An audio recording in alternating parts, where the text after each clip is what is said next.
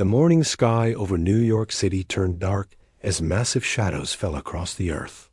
People stopped walking on the sidewalks and looked up with confusion. Children pointed at the sky while their parents grabbed them close. The shadows were not clouds. They were ships. Alien ships. Captain Jake Martinez stood on the bridge of the space station New Horizon, floating 200 miles above Earth. He watched the radar screen fill with red dots. Each dot was bigger than a football stadium. There were dozens of them appearing all over the planet. "Sir, we're getting readings from every major city," said Lisa Park, the communications officer. Her voice shook as she spoke. "London, Tokyo, Moscow, Los Angeles. They're everywhere." Jake had been in space for 15 years. He had seen many things, but nothing like this. The ships were sleek and silver, shaped like giant teardrops. Strange. Lights pulsed along their sides in patterns that hurt to look at directly. "Try to make contact," Jake ordered. Standard first contact protocols. Ben Cole, their tactical analyst, looked up from his computer. "Captain, these ships are armed. I'm reading energy signatures, unlike anything in our database. The power levels are off the charts." Lisa worked frantically at her console, sending radio signals on every frequency they knew. She tried mathematical sequences, music, even simple pictures. For 20 minutes, there was only silence. Then the aliens responded. The main screen flickered and filled with static. When the image cleared, Jake felt his blood run cold. The creature on the screen looked like a nightmare. It had pale gray skin stretched tight over sharp bones. Its eyes were large and black, with no white showing. When it opened its mouth, rows of needle-sharp teeth gleamed in the light. "I am Admiral Vexkar of the Zelkari Empire," the creature sighed. Its voice was cold and mechanical, like metal scraping against metal. "Your species has been selected for conquest and integration into our workforce." Jake stepped forward. "I'm Captain Martinez of the United Earth Defense Force. We wish to establish peaceful relations with your people." The alien's mouth curved into what might have been a smile. "There will be no negotiation. Your planet possesses resources we require. Your people will serve our empire as laborers. This is not a discussion." "We're a peaceful species," Jake said, trying to keep his voice steady. "Surely we can find a solution that benefits both our peoples." Admiral Vexkar tilted his head to one side. "Peaceful? How interesting. That will make your subjugation easier." He gestured with a long, thin arm. "Observe, the screen split too. Show views from around Earth." Jake watched in horror as beams of pure energy shot down from the alien ships. The beams struck military bases, government buildings, and communication centers. Each beam lasted only seconds, but when the light faded, entire complexes were gone. Not destroyed or damaged, gone, vaporized completely.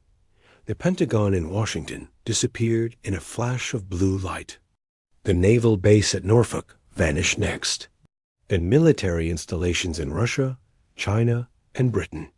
In less than 5 minutes, Earth's major military capabilities had been erased. "Your weapons are primitive," Admiral Vexkar continued.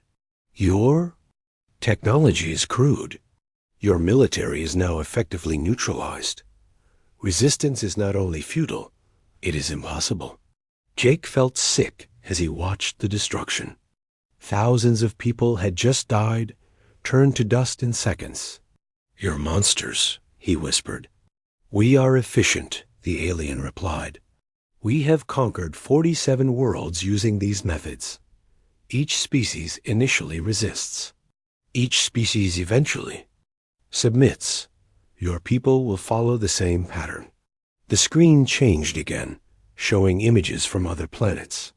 Jake saw creatures that looked like walking trees, their branches bent as they carried massive stones. He saw beings that resembled giant insects, working in vast mines under the watchful eyes of robotic guards. All of them moved with the slow, defeated motions of the enslaved. 72 of your hours remain, Admiral Vexcar announced. In that time, your leaders will surrender unconditionally. Your people will report to processing centers that we will establish in your major population areas. Those who comply will be fed and housed. Those who resist will be eliminated. And if we refuse? Jake asked. The alien's black eyes seemed to grow larger. Then we will demonstrate why no species has ever successfully resisted the Zalkari Empire. Your planet will be cleansed of all life, and we will harvest its resources without the inconvenience of managing a population. The transmission ended, leaving Jake and his crew staring at a blank screen. The bridge was silent, except for the hum of the life support systems. Captain, Lisa said softly, we're receiving emergency broadcasts from every government on Earth. They're requesting immediate communication. Jake rubbed his face with his hands. In his worst nightmares, he had never imagined anything like this. Earth's military was crippled. These aliens had technology that could destroy entire cities in seconds. They had done this to 47 other worlds. Get me the president, he said. The next hour passed in a blur of frantic communications. President Helen Carter appeared on screen from a secure bunker, her face pale but determined. General Rick Stone and Defense Secretary Amy White stood behind her, both looking like they had aged 10 years in the past hour. Captain Martinez, the president said, what's your assessment? Jake chose his words carefully. Ma'am, we're facing a technologically superior enemy with experience conquering other worlds. They've eliminated our primary military assets and seem confident in their ability to destroy us completely if we resist. What about our nuclear arsenal? General Stone asked. Ben Cole shook his head. Sir, based on the energy readings from their ships, I doubt our weapons could penetrate their defenses. And even if we could damage them, they could glass every city on Earth before we could mount an effective attack. President Carter was quiet for a long moment. Around the world, similar conversations were happening as world leaders grappled with an impossible situation. Surrender meant slavery for the entire human race. Resistance seemed to mean death for everyone on Earth. They said they've done this 47 times before, Defense Secretary White said. What makes them so confident? Superior technology and psychological warfare, Jake replied. They show their power, then offer a choice between slavery and death. Most species probably choose slavery. But we're not most species, President Carter said quietly. The alien ships hung in Earth's skies like dark omens. In 71 hours, humanity would have to make a choice that would determine the fate of every person on the planet. Admiral Vexcar was confident in the outcome. After all, it had worked 47 times before. He was about to learn that humans were different. The 72 hours passed like a nightmare. President Carter had no choice. With Earth's military destroyed and billions of lives at stake, she announced humanity's surrender on live television. Her hands shook as she read the words that would end human freedom. Within hours, the alien ships descended. They landed in every major city around the world, crushing buildings under their massive weight. The ships opened like blooming flowers, revealing armies of silver robots that marched out in perfect formation. Sub-Commander Vel Thayer stood in the command center of the New York processing facility. He was smaller than Admiral Vexcar, but his black eyes held the same cold intelligence. Around him, holographic displays showed similar scenes from around the globe. The conquest was proceeding exactly as planned. Report, he commanded in his mechanical voice. 47% of the human population has reported to processing centers, replied his aide, a tall alien with skin like polished metal. The remainder are hiding in their dwellings, but our sensors will locate them soon. Vel Thayer nodded. This was normal. Every species tried to hide at first. Fear was a useful tool for control. Begin the demonstrations. Select random population centers. Execute 100 humans in each location. Broadcast the images to the rest. The aide paused. Sir, the humans seem different from our previous conquests. They are not showing the expected fear responses. Explain. In Sector 7, a group of humans attacked our patrol robots with primitive weapons. They were eliminated, but more groups have formed. In Sector 12, humans disabled 3 of our transport vehicles using crude explosive devices. The pattern is spreading. Velther's eyes narrowed. Impossible. We have demonstrated our superior power. They know resistance is futile. Yes, sir. However, they continue to resist. 3,000 miles away, in the ruins of Phoenix, Arizona Marine Staff, Sergeant Tony Rivera crouched behind a destroyed car. The alien attack had leveled half the city, but the other half remained standing. That was where the aliens had made their first mistake. How many do you count? Whispered Maria Santos, a police officer who had joined his group. Tony peered around. The car at the alien patrol. 4 silver robots walked down the street, their red sensor lights sweeping back and forth. 4 hostiles. Standard pattern. They're not even trying to hide. Why would they? Asked Dr. Kate Johnson, a former NASA engineer who had become part of their resistance cell. They think we're beaten. Tony smiled grimly. That's their mistake. Paul, you ready with that surprise? Paul Wright, an electrician who had lost his family in the attack, nodded. He held a device he had built from spare parts and alien technology they had scavenged. This should overload their systems. At least. I hope it will. Only one way to find out, Tony said. Everyone remember the plan. Hit hard, grab what we can, and get out fast. The robots never saw them coming. Paul's device sent out an electrical pulse that made their sensors flicker. In that moment of confusion, Tony's group struck. They used hunting rifles, shotguns, and even baseball bats. The robots were tough, but they were not expecting an ambush. 2 robots fell in the first few seconds. The others tried to fight back. But Ryan Clark, a mechanic, threw a homemade explosive that finished them off. The entire fight lasted less than a minute. Grab their weapons, Tony ordered. We've got maybe 5 minutes before more show up. As they collected alien technology, Kate examined one of the fallen robots. Look at this, she said. Their armor is strong, but the joints are weak. And these power cells? They're not as advanced as I expected. What do you mean? Tony asked. I mean, they're using brute force instead of elegant engineering. Their technology is powerful, but it's not perfect. Similar scenes played out across the globe. In London, former SAS soldier Jack Taylor led attacks on alien supply convoys. In Tokyo, computer programmer Yuki Tanaka figured out how to jam alien communications.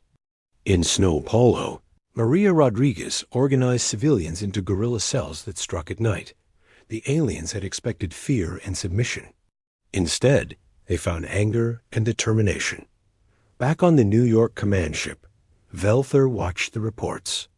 With growing confusion, no species had ever acted this way. By now, most conquered peoples were cowering in their homes, waiting for orders. The resistance is spreading, his aide reported. We have lost contact with 17 patrol units in the last 6 hours. How is this possible? Velther demanded. Their weapons are primitive. Their technology is centuries behind ours. The humans are adapting our technology, sir. They are. Using it against us. Velther stared at the display screen. It showed a human resistance fighter holding a weapon that looked like a combination of human and alien parts. The weapon fired energy blasts just like Zelkari weapons, but it was smaller and seemed more efficient. "This is unacceptable," he said. "Increase the punishment demonstrations. Execute 1,000 humans in each major city. Sir, that might make them fight harder. No species fights harder when facing extinction. Fear will break them." But Velthur was wrong. The executions only made humans angrier. Every death created 10 new resistance fighters. Every destroyed building became a fortress. Every fallen human became a martyr.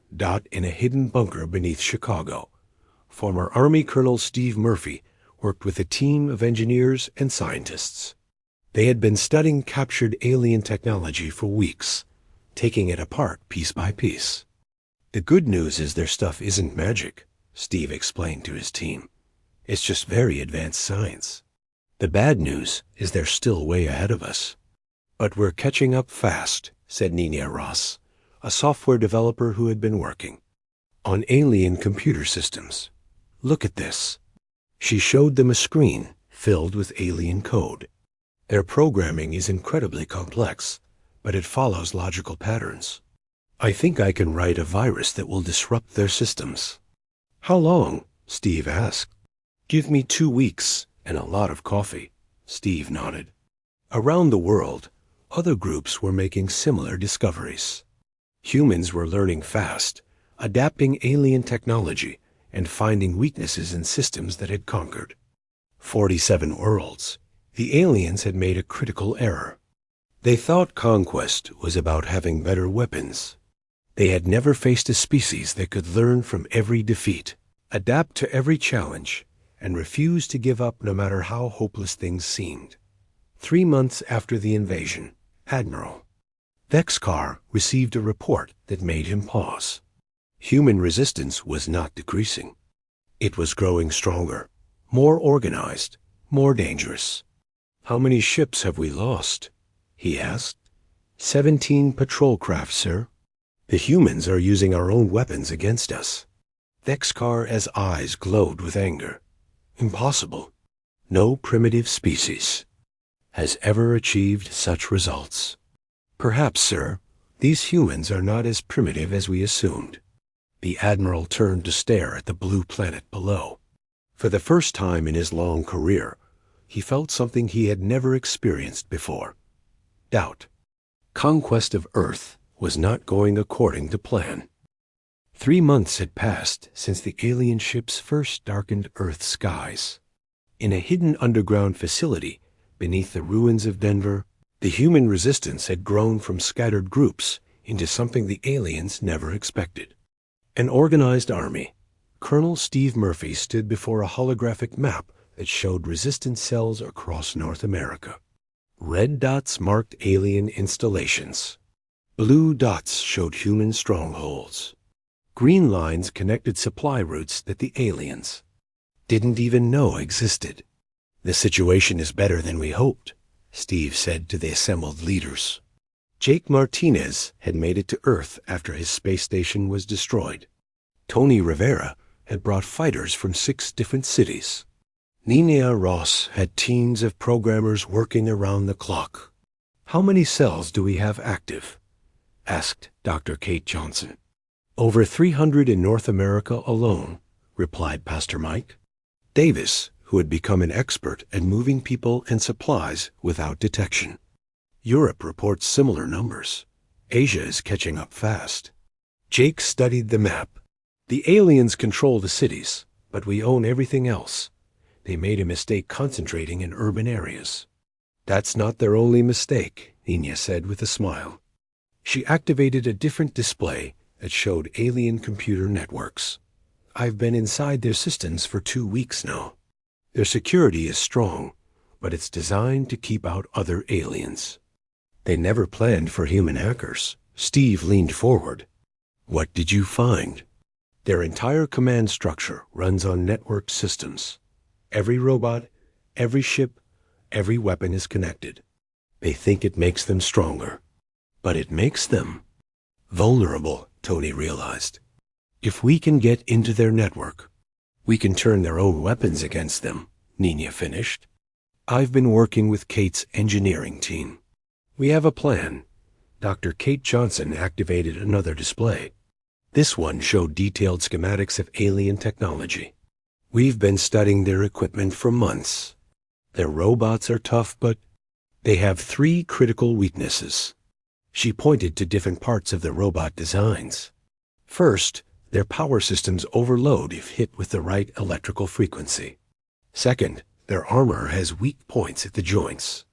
Third, and most important, they're controlled remotely by their command ships. Which means if we can cut their communications, Steve began. They become expensive metal statues. Kate finished.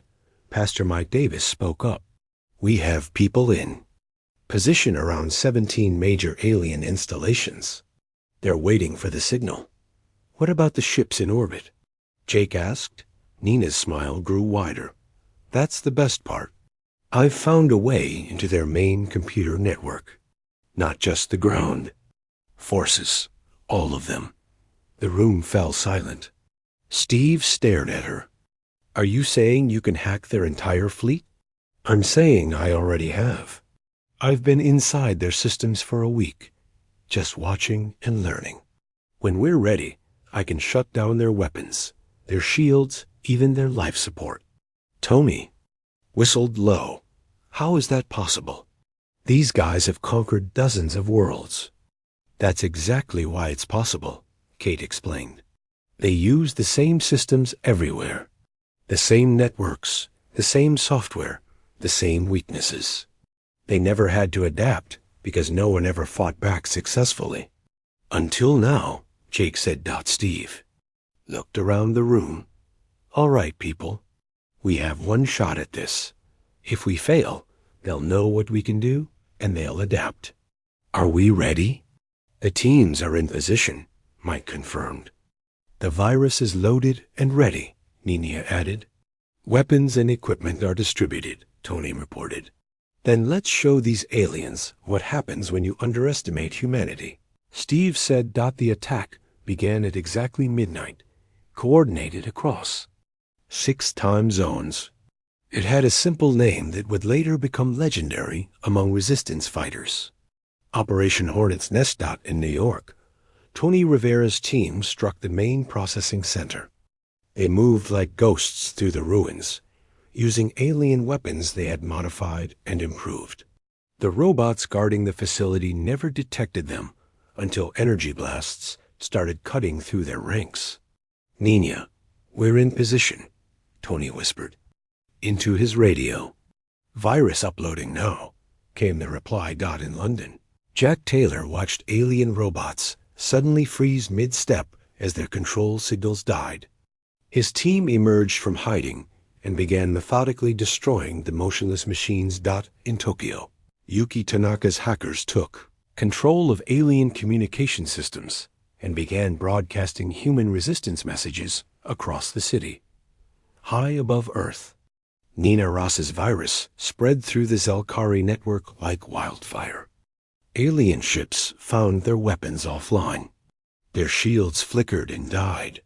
Their communications filled with static. Commander Velther stood in his command center as alarms blared around him. His technical staff worked frantically at their stations, but nothing responded. Report, he demanded. Sir, we've lost contact with all ground forces. Our weapons are offline. Even life support is failing on 17 ships. How is this possible? Unknown, sir. Our systems show no signs of physical damage. It appears to be some form of electronic attack. Velther stared at the displays in disbelief. The humans had no advanced technology. They were primitives with simple weapons.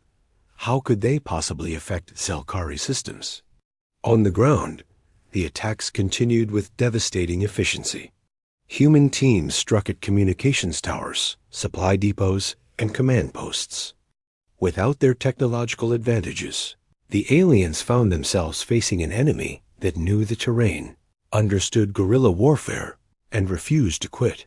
Ryan Clark's team in Phoenix destroyed an entire alien convoy using nothing but modified alien weapons and human tactics.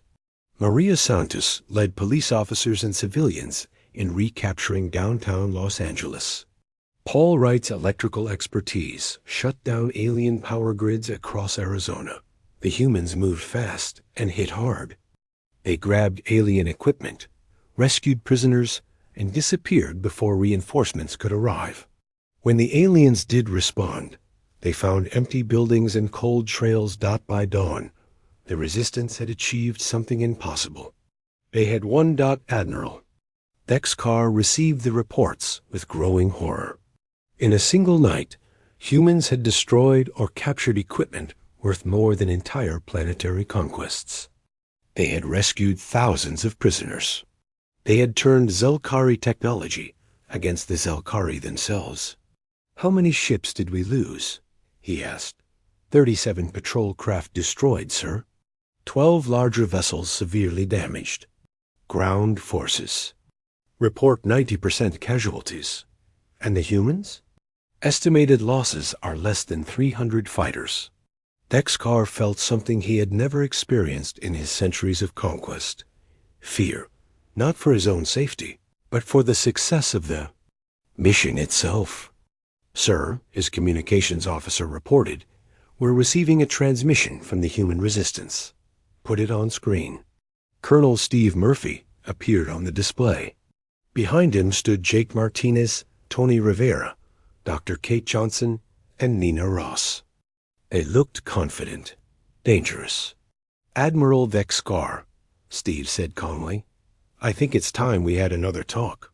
Your occupation of Earth is over. Your ships are damaged. Your ground forces are scattered. You have a choice to make.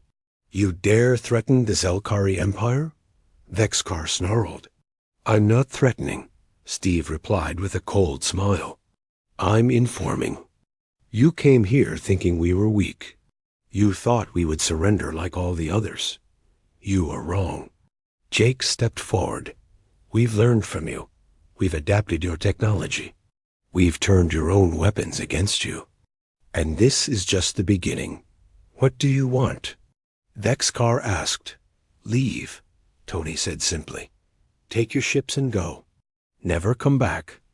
And if we refuse?" Nina held up a small device. "Then I activate the virus's final stage. Every Zelkari ship, within 10 light years, loses life support permanently. Your choice."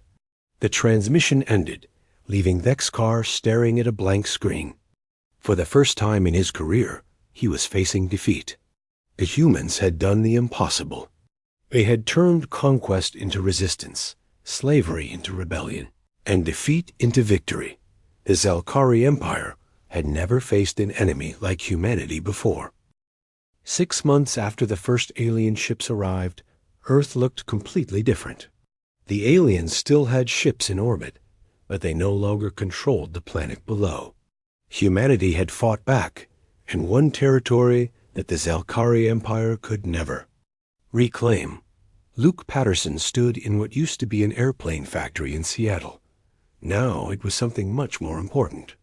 It was a production line for human-built spacecraft.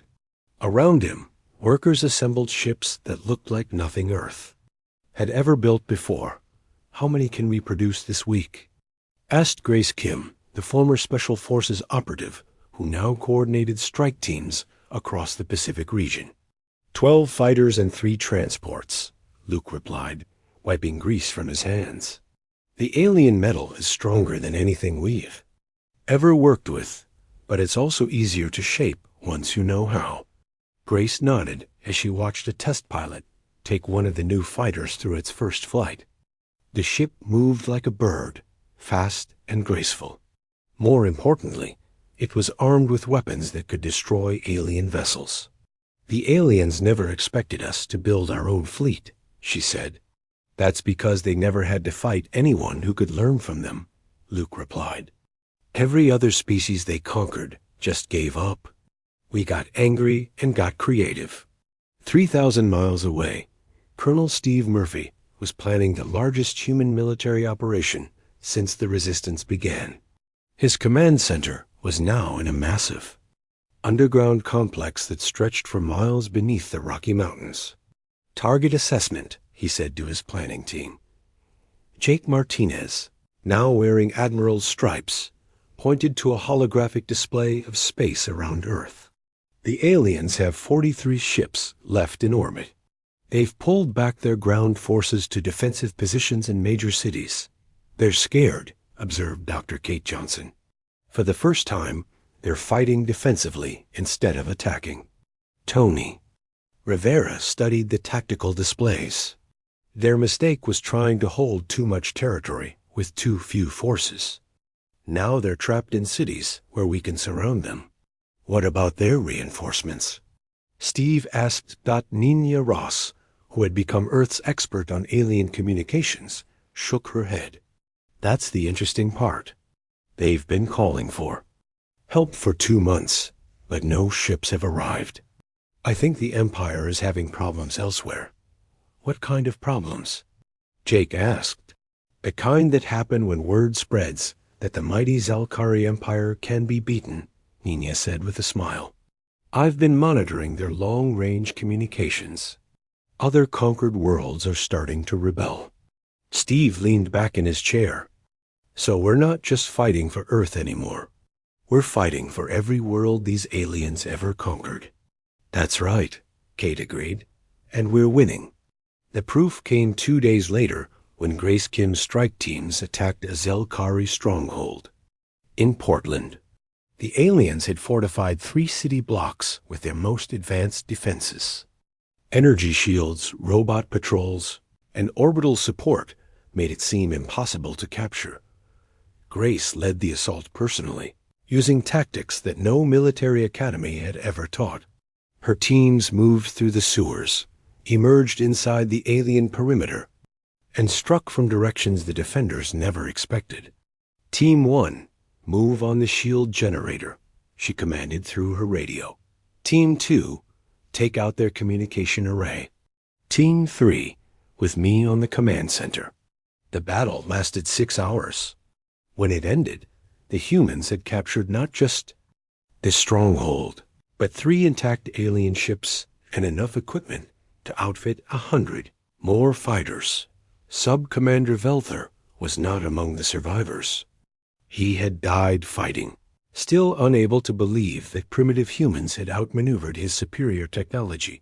The victory in Portland was broadcast around the world and beyond. Nina Ross made sure the alien networks carried the signal to every conquered world in the Empire. The message was simple. The Zelkari could be beaten. Admiral Vixkar watched the broadcast from his flagship, his black eyes filled with something approaching panic. In 6 months, he had gone from commanding routine conquest to facing military disaster. His ground forces were surrounded or destroyed. His ships were hunted by human fighters that seemed to improve with every battle. "Sir," his aide reported, "we have lost contact with 3 more patrol squadrons. The humans are using captured ships to attack our supply lines. How many ships do we have left?" Dexkar asked. 37 combat vessels, sir. Down from the original 84. Dexkar stared at the tactical display. Red marks showed where his ships had been destroyed. Blue marks showed human forces. There were far more blue marks than red ones. "The Empire must be informed of our situation," he said. "Request immediate reinforcement of 50 battle cruisers." "Sir, we sent that request 2 months ago. Command has not responded. Then send it again. Make it clear that Earth represents a unique threat that requires maximum response." But even as he gave the order, Dexkar suspected it would be ignored. The Empire had bigger problems now. Word of human success had spread, and conquered worlds throughout the galaxy were rising in rebellion. On Earth, the resistance was becoming something more. It was becoming a liberation force. Ryan Clark, the mechanic who had started by fixing cars, now supervised the construction of weapons that could destroy starships. Maria Santos, the police officer, commanded a force of 10,000 fighters. In California, Paul Wright, the electrician, had figured out how to turn entire cities into fortresses using alien technology. The transformation was remarkable. In 6 months, humans had gone from helpless victims to dangerous opponents. They had learned to use alien weapons better than the aliens themselves. They had developed tactics that made superior technology useless. They had turned the tables. Completely. The final proof came when Admiral Jake Martinez led a human fleet of 20 ships against a Zelkari battle group of 15 vessels. The space battle lasted only 30 minutes. When it ended, all 15 alien ships were destroyed or captured. The humans lost only 2 fighters. Jake's voice echoed across communication channels as he addressed the remaining Zelkari forces. "This is Admiral Martinez of the Human Liberation Fleet. Your occupation of Earth is over.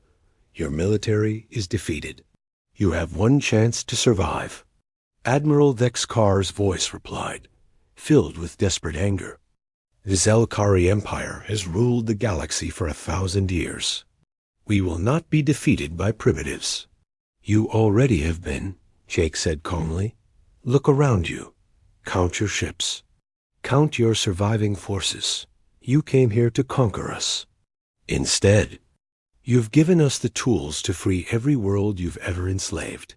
Impossible. Watch the news feeds from your empire," Jake suggested. "See how many worlds are following our example. See how many alien species are using human tactics to throw off their chains." The communication ended in silence. Vexkar knew Jake was right. The rebellion had spread beyond Earth. Dozens of worlds were fighting back, inspired by human success and armed with human knowledge. The Zelkari Empire was crumbling, and it had started with their disastrous decision to attack the third planet of an unremarkable yellow star. They had expected easy conquest. Instead, they had awakened something that would change the galaxy forever. Humanity had gone from victim to victor. In 6 months, now they were ready to become something even more dangerous. They were ready to become liberators. 1 year after the aliens first arrived, Admiral Jake Martinez stood on the bridge of the flagship Earthrise, looking out at stars no human had ever seen before. His fleet of 60 ships had traveled 50 light years from home, hunting the enemies who had once hunted them. "Contact on long-range sensors," reported Captain Lisa Park, who had survived the destruction of the space station and now served as his second-in-command. "Zelkari mining operation, Kepler 442 system." Jake studied the tactical display. The alien facility was massive, with dozens of ships and thousands of workers. But intelligence reports said most of those workers were slaves from conquered worlds, including humans. "Time to return the favor," he said. "Signal the fleet. Begin approach." 3 systems away, Colonel Tony Rivera was no longer fighting on Earth. He was leading ground assault teams on alien worlds, freeing slaves and destroying Zelkori installations. His current target was a mining planet where the aliens forced captured humans to dig for rare metals. "How many of our people are down there?" asked Ryan Clark, who had become an expert at alien technology and now served as Tony's technical specialist. "Intel says about 3,000 humans," Tony replied, checking his modified alien armor, "plus maybe 10,000 other species. Zelkari have been using this place as a work camp for 20 years. "Guards?" asked Maria Santos, who led one of his assault squads. 200 robots, 50 alien overseers, and automated defenses, Tony said. "Should be easy compared to what we've been doing on Earth." Grace Kim's voice came through the communicator from her ship in orbit. "We've jammed their communications. They can't call for help. You have 4 hours before the next patrol arrives." "More than enough time," Tony said with confidence. The battle for the mining planet lasted only 2 hours. The Zelkari had never designed their defenses to handle attacks from outside their perimeter. They expected slaves to try escaping, not armies to come liberating. Tony's teams moved like ghosts through the facility, disabling guards and freeing prisoners. The slaves could hardly believe what they were seeing. Humans with advanced weapons and armor, moving with military precision, destroying their alien captors with ease. "Who are you?" asked a tall, thin creature with blue skin and 4 arms. She had been a slave for 15 years and had never seen anyone fight back successfully. "We're from Earth," Tony said as his team destroyed another robot patrol. "The Zelkari tried to conquer us. It didn't work out for them." The alien woman stared at him. "Earth fought back? And won?" "We're still fighting," Maria said, helping free a group of human prisoners. "But yeah, we won. Now we're here to help everyone else win too." The news spread through the prison complex like fire. Humans had beaten the Zelkari Empire. The mighty conquerors could be defeated. For the first time in decades, slaves throughout the facility began to hope Dr. Kate Johnson was no longer working in hidden bunkers on Earth. She now headed the Alien Technology Integration Division, a massive research operation with facilities on 12 different worlds.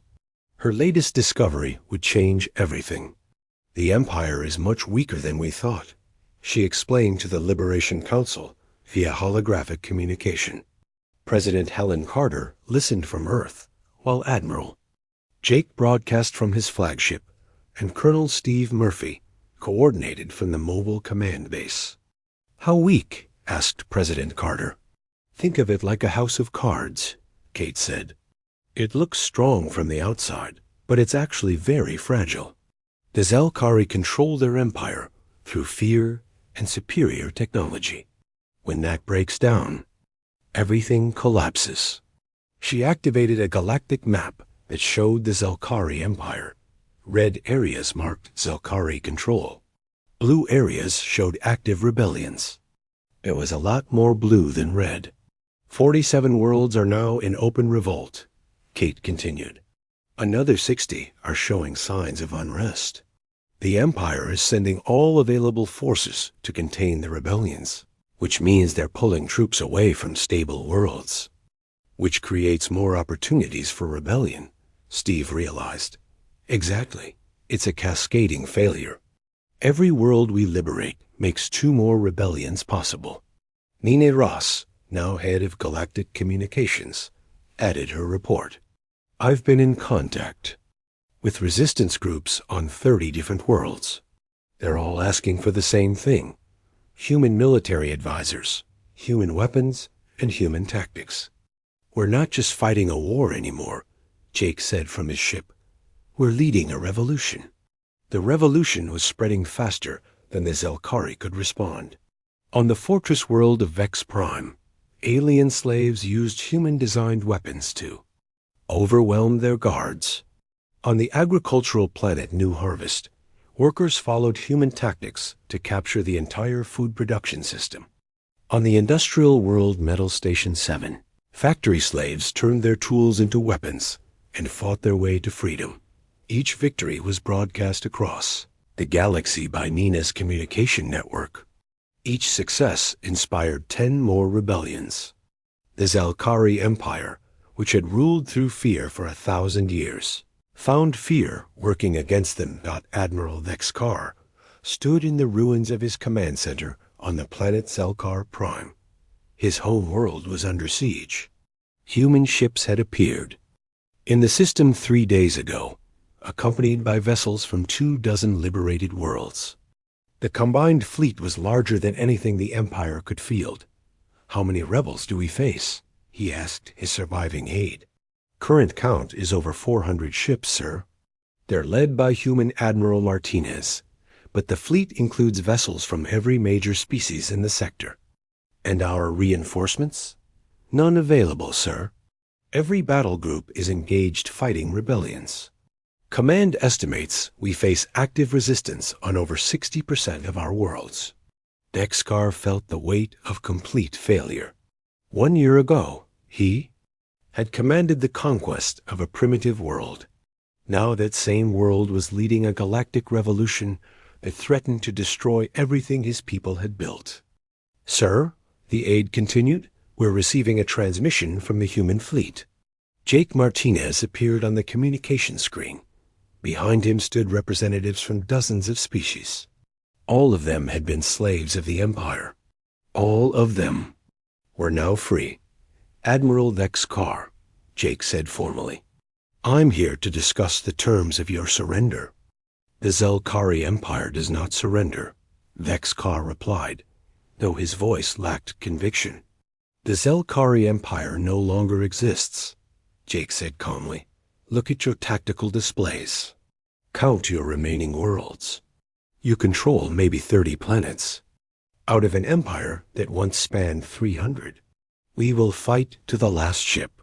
That's your choice," Jake agreed. "But understand what you're fighting for. You're not defending an empire anymore. You're defending a dying idea that some species are meant to rule while others are meant to serve." Jake gestured to the beings standing with him. "These people have seen a different way. They've seen what happens when species work together as equals instead of masters and slaves. That's the future now." "And what of my people?" Excar asked. "The same offer we've made to every world," Jake replied. "Join the Galactic Liberation Council as equals. Help us build something better than an empire. Help us build a true alliance." The transmission ended, leaving Vexcar alone with his thoughts. Outside his window, he could see the lights of the human-led fleet. Ships from dozens of worlds working together, united by the simple idea that freedom was worth fighting for. Empire was dead. The question now was whether the Zelkari people would choose to be part of what came next, or whether they would die defending a system that had already failed. Either way, the galaxy would never be the same. Humanity had kept its promise. They had not just won their own freedom. They had freed everyone. Admiral Vexcar made his decision in the darkness of his command center. If the Zelkari Empire was going to die, it would take its enemies with it. He activated a communication device that had not been used in 200 years. It would summon the World Breaker. "Sir," his aide said nervously, "the World Breaker has not been deployed since the Vorthan Rebellion." "Are you certain?" "The Empire faces extinction," Vexcar replied, his black eyes glowing with desperate determination. "If we cannot rule the galaxy, then we will cleanse it of those who would oppose us." The World Breaker was the Zelkari Empire's ultimate weapon. A ship the size of a small moon, capable of destroying entire planets in minutes. It had ended 7 major rebellions and served as the final threat that kept conquered worlds in line. No species had ever survived its deployment, but Admiral Jake Martinez was ready for it. "Contact approaching the Sol system," reported Captain Lisa Park from the bridge of the Earthrise. "It's massive, Admiral. Bigger than anything in our database." Jake nodded grimly. Dr. Kate Johnson had warned them this might happen. Intelligence reports suggested the Empire had one final weapon, something they only used when facing complete defeat. "Size estimate?" Jake asked. "Approximately 800 kilometers in diameter," Lisa replied. "Energy readings are off our scales." Jake activated the fleet communication system. Around him, over 600 ships from 40 different worlds waited for orders. The largest military force in galactic history, united under human leadership. "All ships, this is Admiral Martinez," he said calmly. "The enemy has deployed their planet killer weapon. This is what we've been preparing for. Execute Operation Last Stand." On Earth, President Helen Carter stood in the Global Command Center, watching the approaching threat on displays that showed the entire solar system. General Rick Stone and Defense Secretary Amy White flanked her, their faces grim but determined. "How long do we have?" President Carter asked. 6 hours until the World Breaker reaches Earth," replied Colonel Steve Murphy via communication link. "But our fleet will intercept it in 3 hours." And if they fail? Steve was quiet for a moment. Then we activate the final protocol. Every human ship, every resistance fighter, every free world in the galaxy will know what happened here. They'll carry on the fight. It won't come to that, said a new voice. Nina Ross appeared on screen from her position aboard a captured Zilkari command ship. We have one advantage the Empire doesn't know about. What's that? President Carter asked. Nina smiled. We know how their weapon works, and we know how to stop it. The World Breaker was indeed massive, a dark sphere covered in weapon emplacements and shield generators. It moved slowly through space, confident in its invincibility. For 200 years, no force had been able to damage it, let alone destroy it. But no force had ever been led by humans before. Admiral Jake Martinez deployed his fleet in a formation that looked chaotic to Zalkari tactical doctrine. Human ships mixed with alien vessels, fast fighters grouped with heavy cruisers, formations that made no sense according to any known military strategy.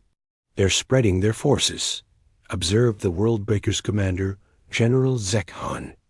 Typical panic response. They know they cannot win. Shall we demonstrate our power? Asked his weapons officer. Target their flagship first.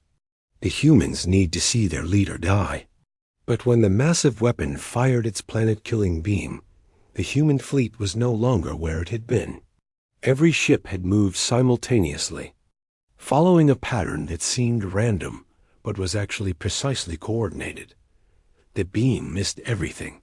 Impossible, General Zekhan snarled. How did they coordinate such a maneuver? His answer came in the form of Nina Ross's virus, uploaded into the World Breaker's systems through the same communication networks the Zalkari used to coordinate their empire. But this wasn't the same virus that had disabled their ships on Earth. This was something new, something designed specifically for the Empire's ultimate weapon. Systems failing across all sections, reported the technical officer. We're losing power to weapons, shields, and navigation. How are they doing this? On the bridge of the Earthrise, Nina watched her code spread through the World Breaker's computer systems. Their mistake was making everything networked, she explained to Jake. They thought it made them stronger, but it gave us a way inside. What's our status? Jake asked. I've disabled their main weapon and dropped their shields. The rest is up to you. The attack that followed was unlike anything the galaxy had ever seen. 600 ships from 40 worlds, all fighting as one, all following human tactics and human leadership.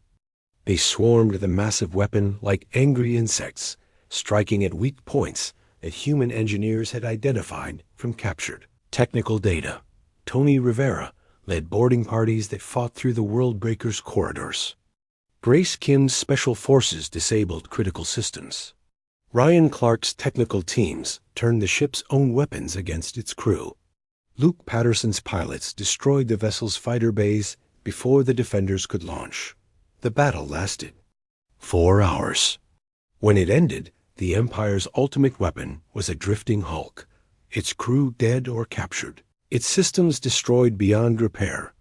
General Zekhan was brought before Admiral Jake Martinez in chains.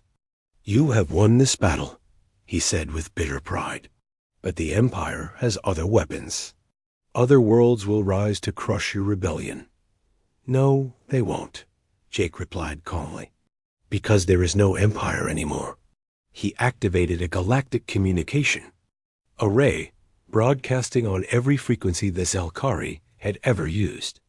The message went out to every world, every ship, every outpost that had once served the Empire. This is Admiral Martinez of the Galactic Liberation Council, he announced. The Zalkari Empire is finished. Their ultimate weapon has been destroyed. Their fleets are scattered. Their worlds are free. The broadcast included footage of the World Breaker's destruction, of human ships working alongside vessels from dozens of liberated species, of Admiral Vexcar's formal surrender 3 hours earlier. To every being who has lived under the empires, rule Jake continued. You are free. To every species that has suffered under their domination, we offer friendship and alliance. To every world that wants peace instead of conquest, join us in building something better. President Helen Carter stood before the newly formed Galactic Liberation Council 6 months later. Representatives from over 100 worlds filled the Great Assembly Hall on Earth, discussing trade agreements, mutual defense pacts, and scientific cooperation. 1 year ago, she said to the gathering, we faced extinction. The Zelkari Empire came to our world believing we would surrender without a fight. They thought we were weak because we were peaceful. They thought we were primitive because our technology was different. She paused, looking out at the diverse crowd of beings who had once been slaves and were now partners. They forgot that the strongest creatures are often the ones who fight for others instead of just themselves. They forgot that intelligence isn't just about having better weapons. It's about working together to solve problems. Most importantly, they forgot that freedom isn't something you can take away from people who refuse to give it up. The Council voted unanimously to establish the new galactic government based on cooperation instead of conquest, on alliance instead of empire, on the simple human idea that all beings deserve the chance to be free. Admiral Vex Carr, now a prisoner, working in the same mines where his people had once enslaved others, would spend the rest of his life thinking about the species he had underestimated. The humans had done exactly what they promised. It had not finished well for the Empire at all. The galaxy belonged to the free now, and humanity had shown everyone what freedom was worth.